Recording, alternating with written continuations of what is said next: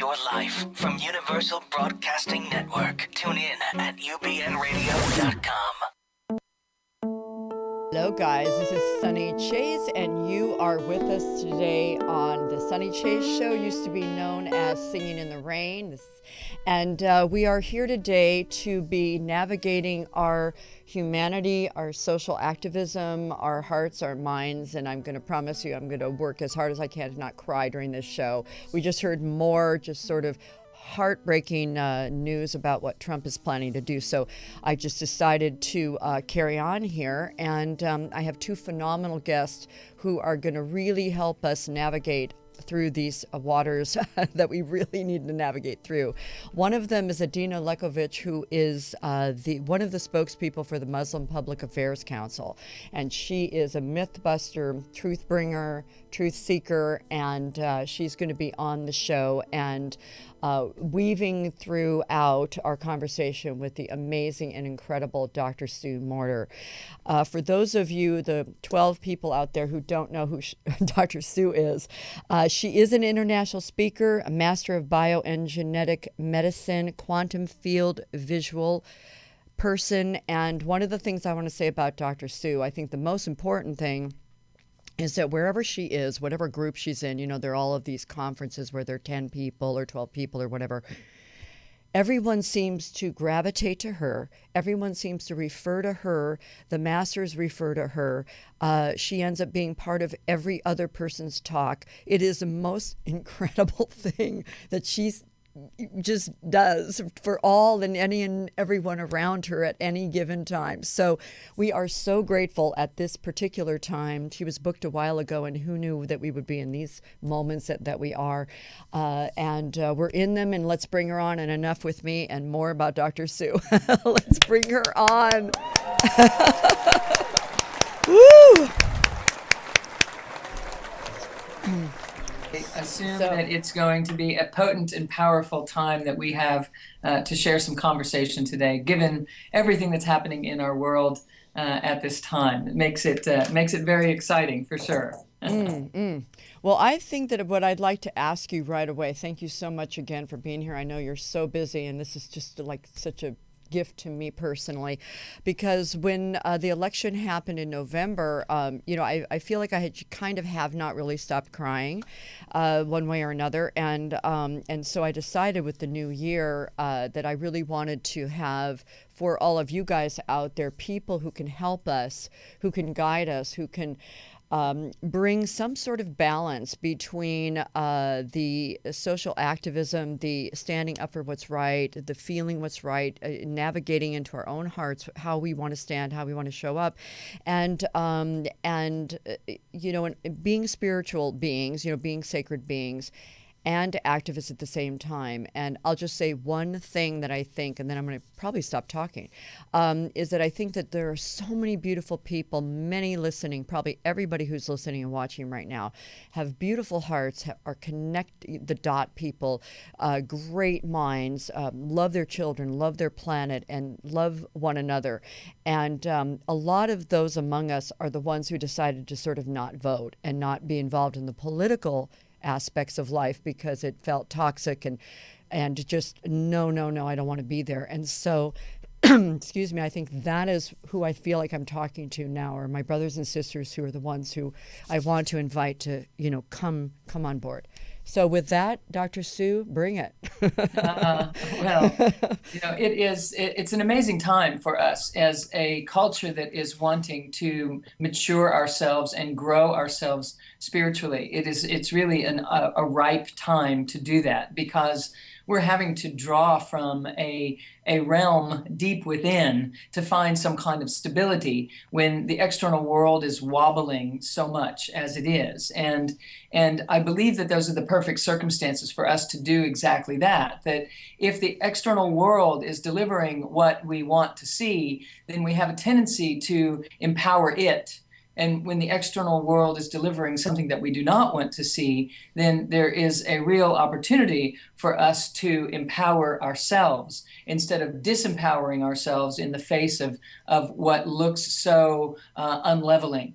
So it's actually in the rough times, in the friction that we have an opportunity to really come to know our true essential self, and to stand in that absolute is actually what humanity is awakening to at this time. So it's kind of, as it seems crazy, it's actually a perfect practice ground for us to ask, can I maintain my stance as a loving, forgiving, conscious being when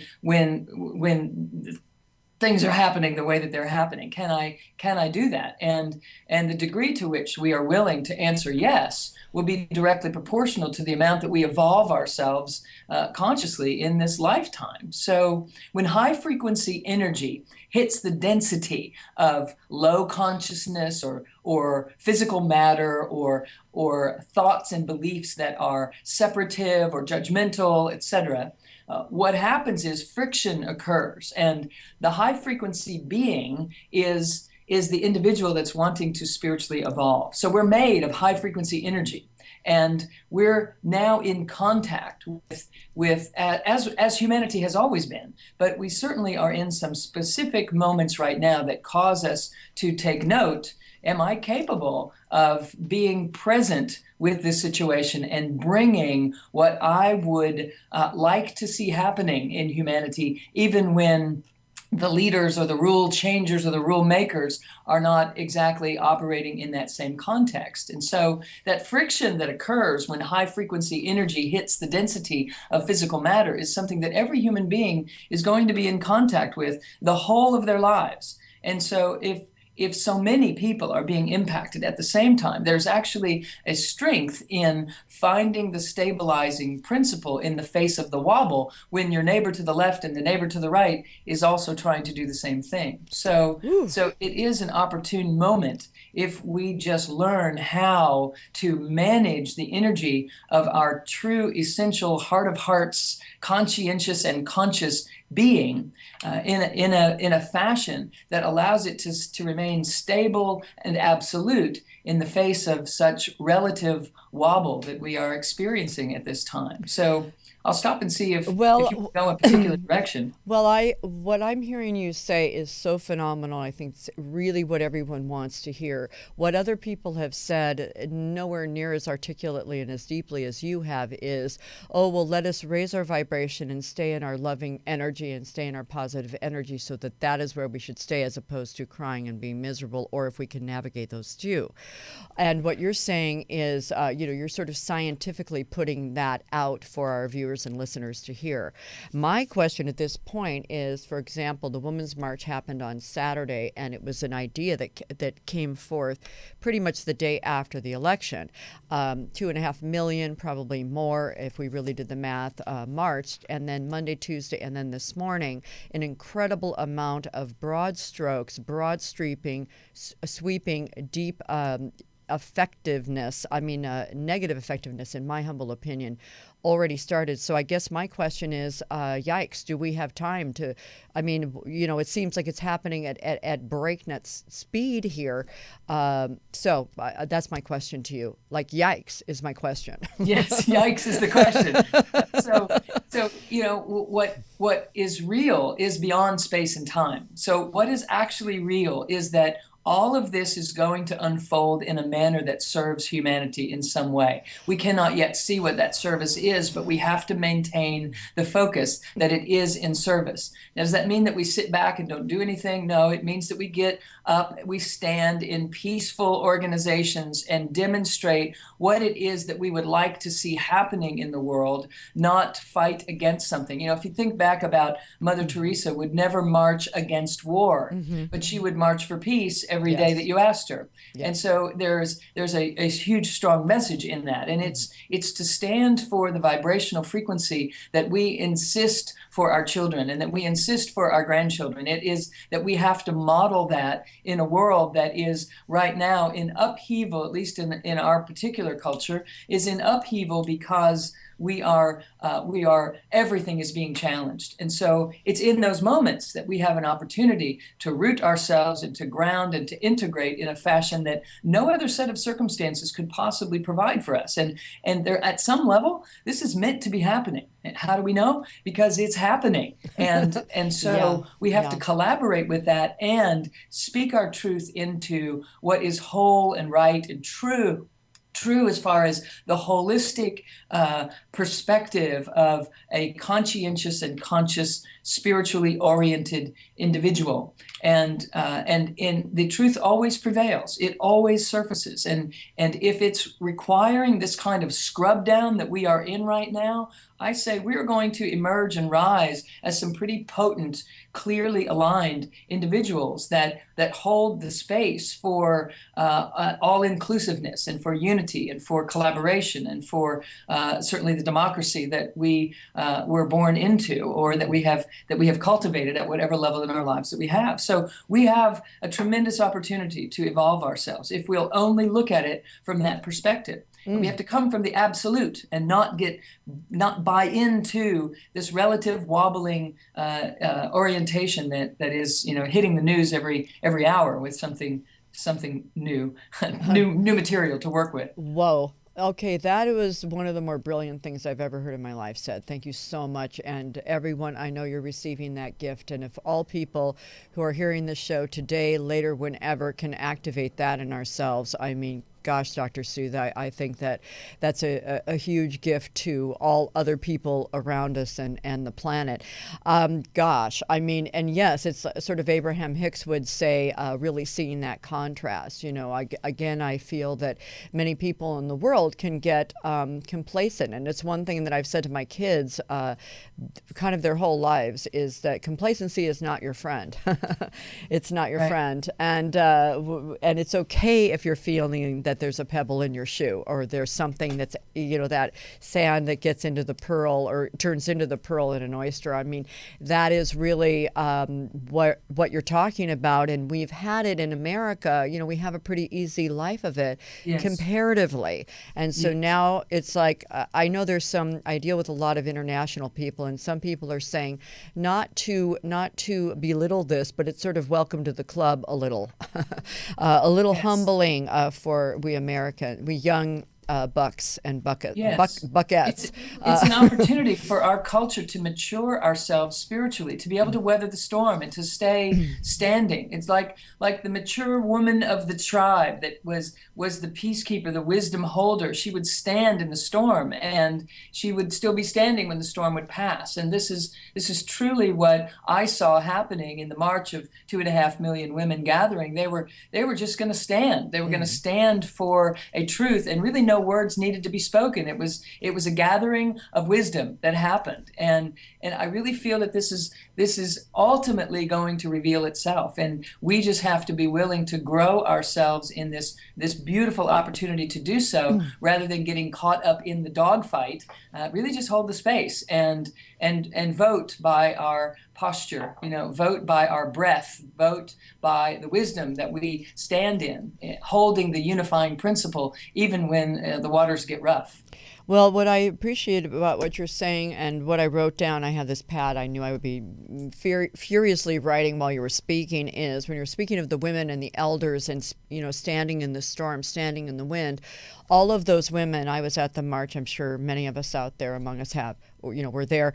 And one thing I saw were little girls and 94-year-old grandmothers and everyone in between, and of course men, with a myriad of messages. And I felt that the media a little bit in different places was sort of saying, oh, well, it was, women's rights or, vagina rights or something. It was really belittling the concept, because I really saw everything. I saw environment. I saw, you name finance. every single human issue that we might have as mothers, granddaughters, grandmothers, human people, human people were being spoken of and signs raised and everything. So the messages were a myriad of all messages for non-self-interest. And I think that's sort of one of the things that took center stage or allowed a certain person to get into office, was that there was a bit of a self-interest. Well, I don't have as much money as I used to, or I don't have as much whatever as I used to. And so all of that I'm going to excuse, because what I really want is something that works for me, and screw everybody else, kind of. And so what I saw in the march and what I'm feeling now is that really being not necessarily the dogfight, but really being shown brilliantly under a microscope, saying, this is what self-interest looks like, and this is the contrast, and this is what John's showing right now, the march. This is what expansive interest looks like.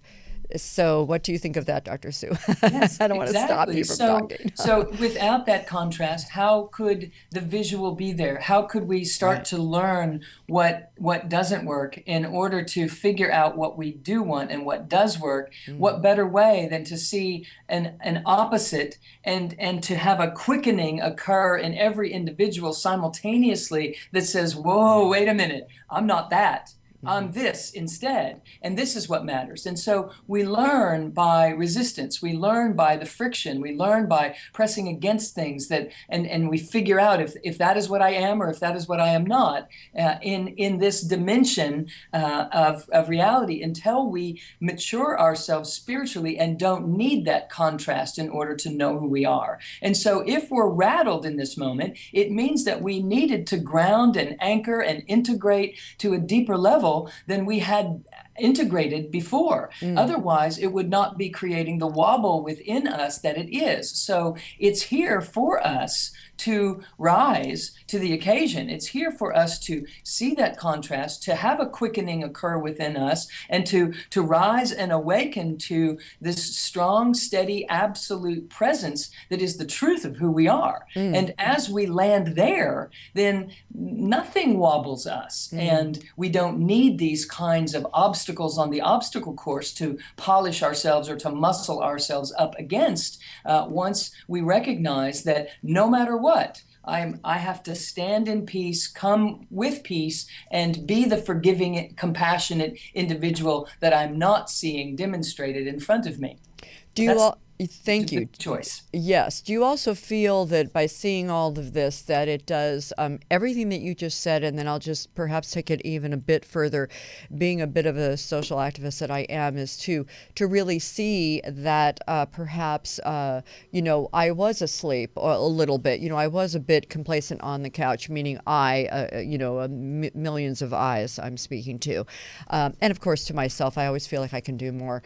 To be a little more how do I say? I mean, not just in our home with incense, and really standing in everything that you're saying, and standing in the streets and standing for what's right. And when we do have the opportunity next time to vote or to speak to our congresspeople or whatever, I mean, I'm curious, like, that aspect. And I also want to ask one other question that you can piggyback on, and in a minute we'll bring in Adena. What are you doing right now? I hope that's not too personal a question, but like, how are you personally navigating this?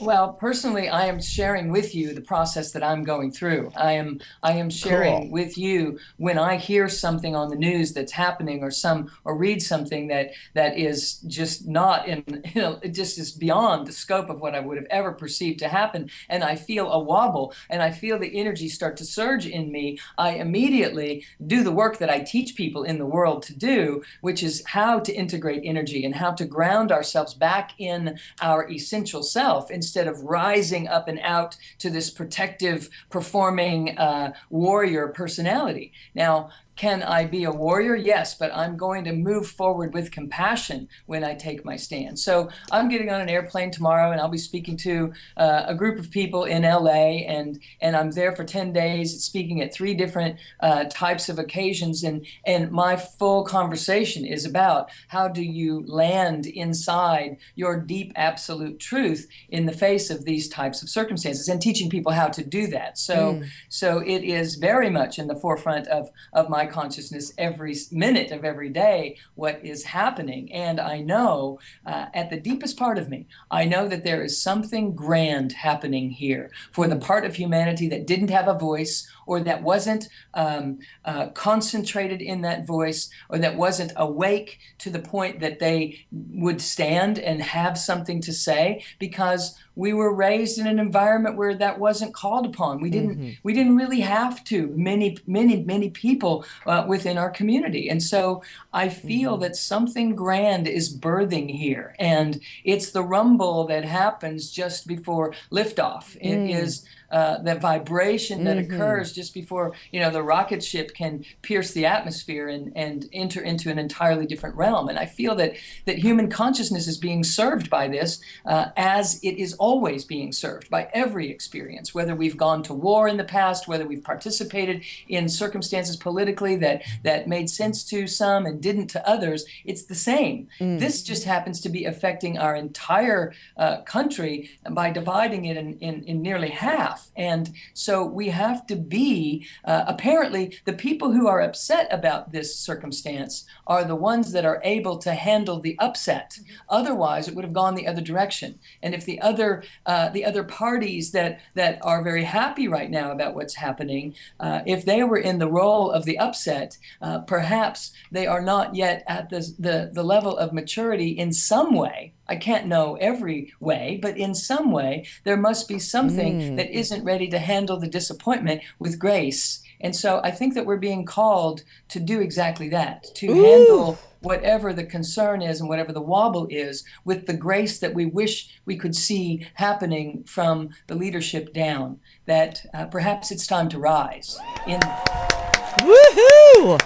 I amen to that, to you and to that. I was speaking to somebody the other day, and I was realizing I had this sort of theory that there are mutants among us. And the people I call mutants are people like Martin Luther King, like Marianne Williamson, for example, like Michael Beckwith, like people, Mother Teresa, Gandhi, of course, Mandela, Nelson Mandela, and people like you who have taken, you guys are not normal. You're mutants. You something has come together in some strange way to make you guys something that is so special and so strong. I mean, talk about the women with the wind and the hail and the rain going on you and the snow and every other kind of thing, that you're able to stand, and then you allow us, it kind of chokes me up, to stand with you, because you guys are like the pillars, and then we can stand around you. You're the big tall trees, and we could be little bushes around you, and be hugged by you and be supported and inspired by you, because what you just said is one of the most brilliant things I've ever heard anybody say. That's why I had asked John to bring some applause on, because I just want to mark that with a huge exclamation point. And I want to bring on Edina Lekovic to chat with you two, and then I'm going to probably be quiet a little bit. Edina is, I like to use the one of my very wise people that I love is the great and powerful Dr. Seuss, and he wrote a phenomenal book called The Lorax, and of course the Lorax spoke for the trees, and I feel, of course, you say you are one of them, but you are definitely a very strong voice for the Muslim world, mythbuster, truth teller, and sage in that area, and as I said earlier, you're one of the spokespeople for Muslim Public Affairs Council, and you will be joining Marianne Williamson at Sister Giant in February in DC. So let us bring Edina on to the conversation. Thank you.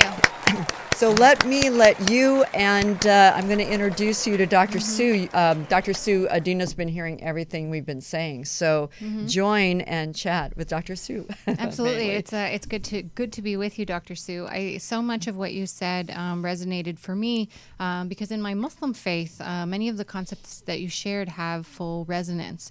One of the lines that came to me as you were talking was, it's actually a Rumi poem, among the wise sages out there, who said, if you're irritated by every rub, how will you polish your mirror? And this idea that nothing happens without meaning, without purpose, we simply may not see it. And in the Quran, which is our holy text, there is a verse that tells us something that challenges us. And it's in chapter 2. And what it says briefly is, here it is, perhaps you hate a thing and it is good for you. And perhaps you love a thing and it is bad for you. And God knows, while you know not. So this idea that there's something bigger at work here is profound and powerful, and has to keep grounding us. I was at a retreat about a month ago. It was right at the beginning of December at the Harvard Divinity School that sought to bring people together who gather people, whether it was in spiritual spaces or in wellness spaces. So you had folks like the founder of Soul Cycle and of Citizen Well next to faith leaders who were pushing the boundaries of their communities. And Reverend Jen Bailey, who was there, a Christian pastor, young woman, African-American from the South, said one of the most powerful things to me, to all of us, which is she examined the word apocalypse.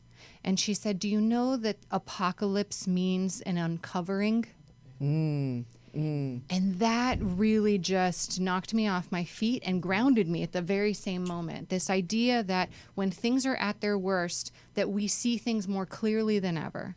And I think that for the millions and millions of us who marched, and the hundreds of millions around the world, the billions of people who were watching this unfold, that the profound sense of disconnection that we have from this reality is shaking us, and in a way that we must be shaken, as you said. And I've heard many people say, is this idea that somehow we became complacent. We didn't realize it, but things were moving on a certain path, and it became all about President Obama and whether he was doing right or wrong, whether you were for him or against him, rather than thinking about some of those other forces that were going on at the same time. And so I have to say, I was one of those people who I didn't see these election results coming. I voted that morning, and I started letting Madam President roll off my tongue. I was so excited. And so I was really taken off my feet. But it is, as Dr. Sue said, a moment of internal reckoning, a moment that asks us to ask ourselves, what are we made of? And will we sit on the sidelines? Will we focus on self-preservation? Or will we focus on those things that are bigger than all of us? And it's the time that we are being tested. I won't quote from Quran too much, but you can tell I'm looking for all the wisdom I can get these days to keep me steady. So God tells us also in the Quran, which we believe is a message to humanity, do people think that merely by believing that they will not be tested? And oftentimes we give ourselves the place, and I say this to myself first. I give myself the place of, I am doing everything I can every single day to bring good and beauty and justice into the world. So I deserve good, right? I deserve that karma to be coming to me because I'm putting good out in the world. But because I believe, I will still be tested, and that this is the rub that is supposed to help me to polish my mirror. And I, like you, am deeply concerned about those folks. There is Donald Trump and what his cabinet, his cronies will do. Then there is also those people who voted for Donald Trump. And my heart is most concerned about them because these are people who were duped for their own self-interest, right? By exploiting their self-interest around jobs or about whatever was missing in their lives, these people were able to somehow look the other way and take along with it the bigotry, the divisiveness, the outright unconstitutional, behavior yes, that happened on the campaign trail, and still put their self-interest first. That says to me that we need a great healing to take place. And, Stephen Covey, one of his principles of highly effective people is seek first to understand and then to be understood. These days are a challenge for us to seek to understand. And I feel really blessed to live here in Southern California, where we're one of the most diverse places, in the country, and a very blue state. And on the other hand, we are seeing hate crimes taking place here locally. There is no place in this country that is free of hatred and bigotry, and we are seeing it spike. So as I agree that we have to focus internally, I also believe that we have to channel our love, our grace, our mercy, our compassion out into the world to be forces of good and to be disruptors. We have to be disruptors, not just resistors. We have to somehow disrupt what is going on and disrupt what is happening in other people's hearts so that they can see the humanity of people that they may not be able to. Okay, so Dr. Sue, I'd love you to weigh in on that. So what happens when any spiritual awakening is happening, when someone is evolving consciously, one of the things that has to happen is a great disillusionment. We have to be disillusioned from the reality that we thought was, because that reality that we thought was the truth is only a part of the whole. And ultimately, we have to be able to awaken to the wholeness of the picture. And so disillusionment is a part of that, and we are definitely in the face of that. And I love what you're saying about that we have to look inward, and we also have to walk outwardly with a disruptive disposition, as long as that disruption is coming with peace and love and joy and compassion and knowingness and wisdom of the whole, of the fact that this whole happening is a happening that is occurring for the awakening of our culture. It can be serving nothing else. What else could possibly be happening here?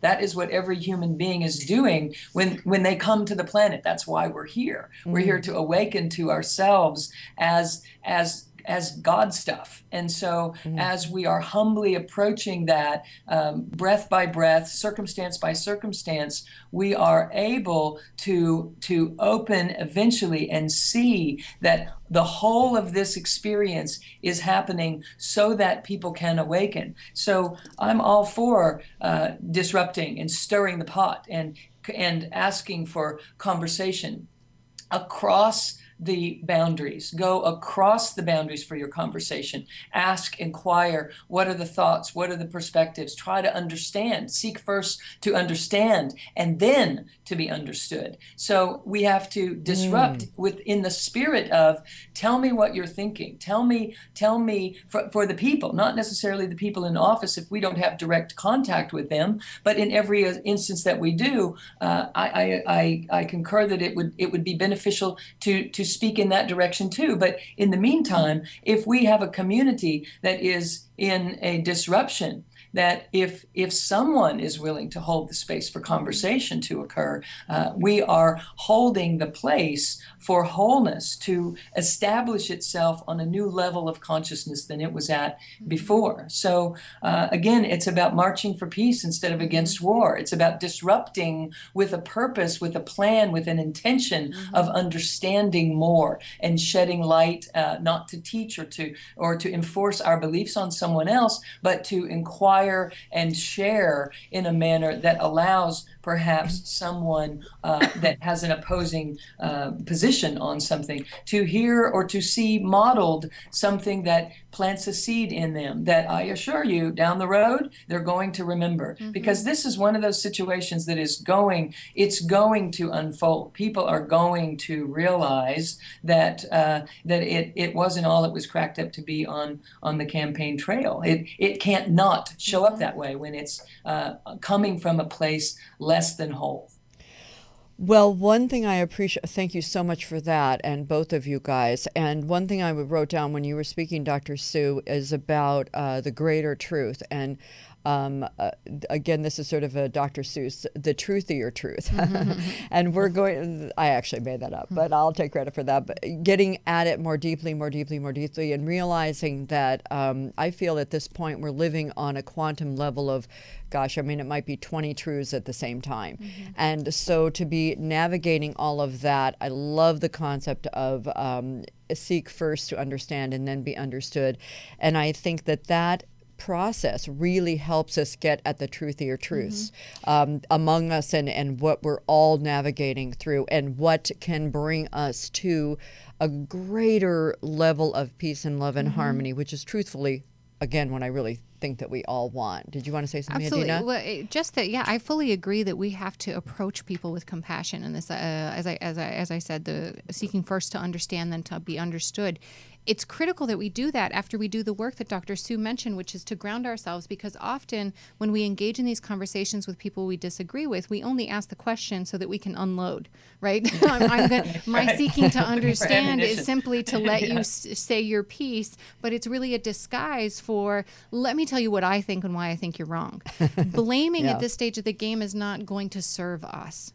And what, gosh, in my community, the work that I'm trying to do internally is, folks, we have to dig deeper and engage further. That instead of closing off and turning in for our own self-protection, that this is the time to open up and reach out even more. Because when people know us, when they can experience a human being, the chances of love and compassion and connection increase exponentially. And we know that in the case of my community, apparently 62% of Americans say that they do not know a Muslim firsthand.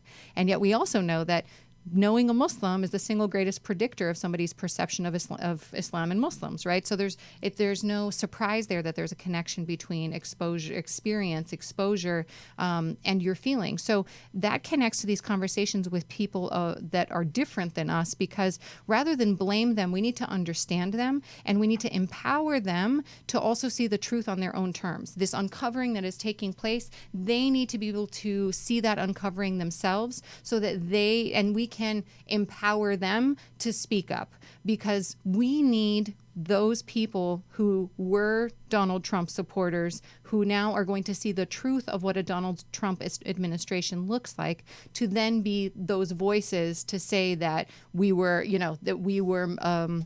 duped, right? Or that we deserve more, and our American values are bigger than any of this. Well, and also one thing I wanted to tell you, Dr. Sue, about how I met Adena, which I think you'll appreciate, but just to completely finish that point off, which is that regarding the Trump supporters or that ideology, that worldview, is that again, like you're saying, Dr. Sue, I believe that what is emerging is that a lot of of what some people thought was their truth is going to be really, really shifting. And the way that I met Adena is actually, I was listening to her on NPR, and it was many years ago. It was about 6 years ago. And it was after one of the first sort of things that we've seen in America about Muslims, and I forgot which one it was. It was, I just can't remember. Pick your controversy. Right, but it was at a time when there weren't as many, and Adena happened to be on NPR, and the person was interviewing her, honestly, I didn't like their questions. I felt their questions were really misleading and leading down a specific path, and didn't really, weren't broad enough. And so I pulled over to the side of the road, I whipped out a pen, I wrote down information, I got at Adena, and I said, I want you on my show, because I don't know very much about Islam at all. I've studied world religions quite a bit, but I knew that what I had been hearing as prejudice about what Muslims were saying, or what people were saying about Muslims, and that it was, it was okay to, kill people, and all the different things that we heard, I just had a sense that they were not true. But I didn't know what I didn't know. I just knew that what was happening was, I just wanted to get at it, and it didn't feel truthful to me. I thought an ancient religion cannot be based on so much hate and corruption and craziness, actually. So I had Adena on the show, and it was hard for her, because I said, okay, don't talk about what people think, just say what is in the Quran. And she's so used to defending and saying, well, really, it's not about the 72 virgins, or really, it's not about blowing yourself up. It's about, and it was really hard for you. Let me tell you, Sonny, though, that, it was at the time, because it was, I cut my teeth on cable news. Right, and NPR is friendly compared to what happens in other places, and you have very little time, and so to disrupt something, I spent a lot of time in that space. And what Dr. Sue is saying about being affirmative rather than negative is so powerful from multiple and has been confirmed by multiple different fields. I did my master's work in communications, and that was one of the biggest takeaways I had from those 2 years of experiences. Don't talk about what you're not. Talk about what you are. Right. Yeah. And what we have been stuck in as Muslims since 9/11 is we're not this, we're not that, we're, That era, and this is a huge part of the work that we have focused on within our own communities, is to empower folks to tell their own stories. You don't have to speak for Islam and 1.6 billion people in the world. That's part of the trap. You have to speak for you. This is the Islam I was raised in. This is what my personal story is, because people connect to the personal. I don't care whether somebody loves Islam or not. I want them to know that Muslims are people, that there's humanity, right? And that I'm not here to convert people. I'm here to simply share with you my story and understand your story. And that has changed everything about not only how I engage media, but how I engage in my daily life. Like, that is a practice that reflects what I heard you describe, Dr. Sue, is this idea of being grounded in myself, my story. I am the full expert of my lived experience as a woman, as a person of faith, as a mother, and nobody can take that away from me. So that is where I find my steadiness, is in my truth. Amen. And Dr. Sue, I want you to come in here. I just wanted to say also that what I said on the show as a disrupting little fact was that I said it's not okay. When Adena was starting to get into her defensive thing, I just brought her back and I said, so isn't it true that in the Quran it says it's not okay to kill a tree? And that was such a mythbuster for everyone who heard the show that, and it brought Adena back. And so, I like doing that because it just makes people think more deeply. Excuse me. And I know that you're the expert on that. So, Adena, I have to say, you articulate yourself so beautifully and so purely and so holistically that it makes me smile to hear that the upheaval and the prejudice that was being generated in our culture, and that you had to come face to face with that and learn how to not defend yourself, but rather reveal yourself as you are, as the impetus of the soulful Adena coming forward and just sharing, not in reaction to something, but just purely coming forward as the whole you, is exactly an example of what I think is happening on an even bigger scale for our entire American community right now. That this exact same thing. We don't know how to articulate wholeness, and it is through upheaval that we will be forced to find that voice, even when there's such a tendency right now to want to defend and to fight back and to argue and to win the debate.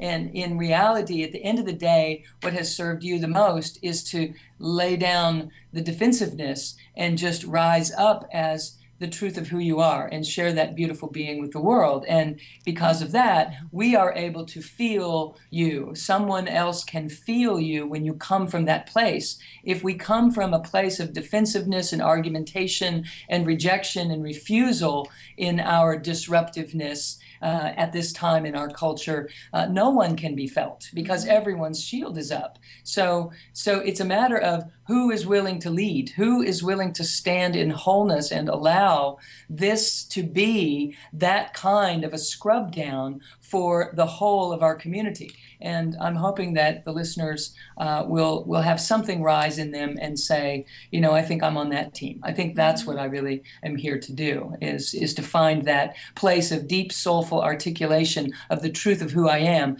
and willingly, openly share it without the need to defend who I am not or describe what I am not, but rather lead with a yes.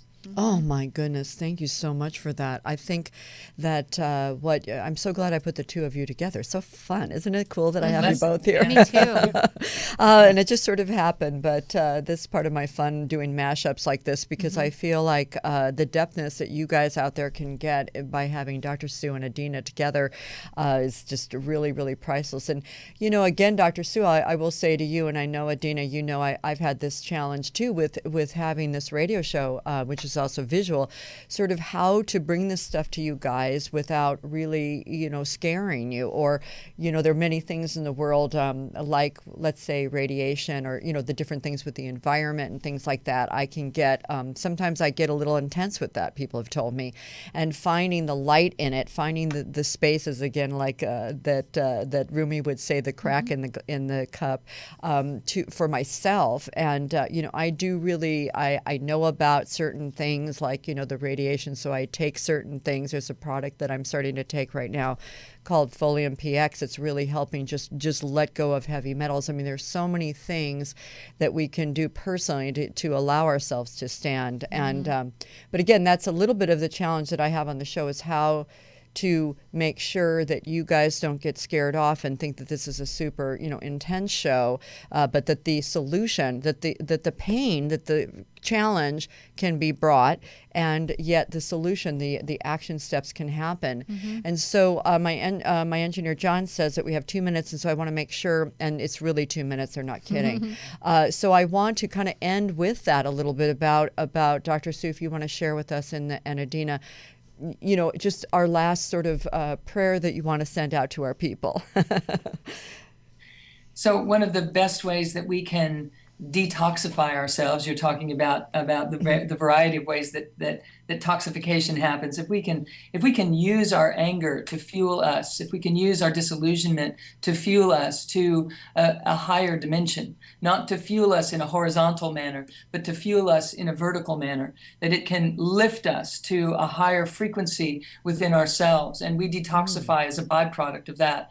Anytime we can tap into a more holistic thought than we were having just a moment ago, we become more awake, and we become more of the truth of who we are. And the body heals, and the spirit heals, everything around it. And life begins to change one breath at a time as we do this. So it's a perfect opportunity for us to allow ourselves to go vertical, and to allow the truth of who we are to come out of our mouths, maybe for the first time, in a manner of revealing our deepest, truest presentation of our own true essence. Yeah.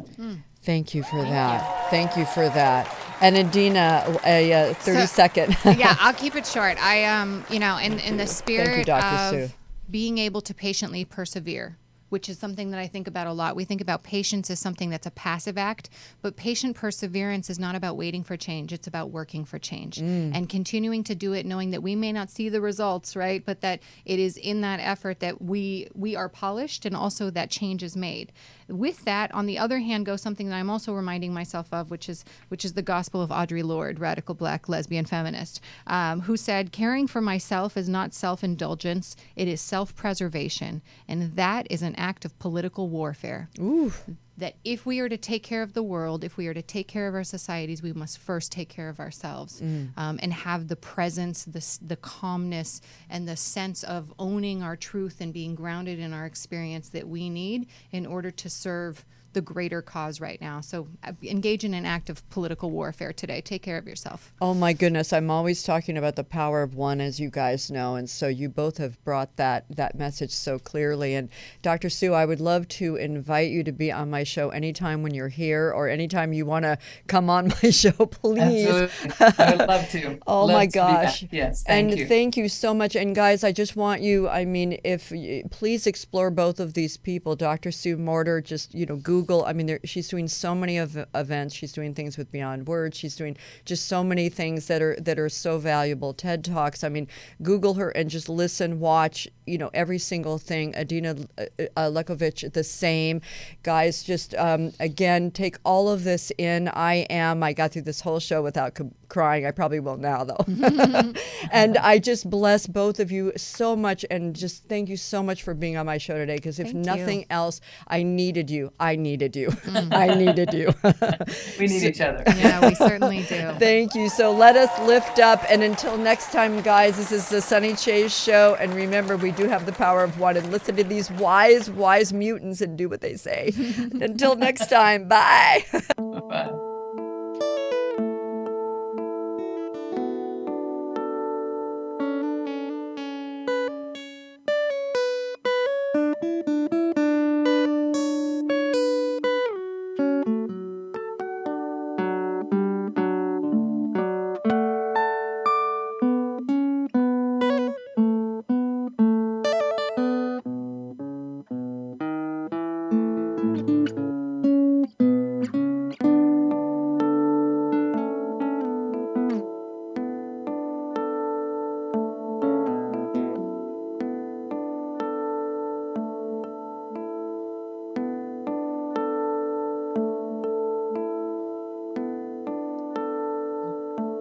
sometimes they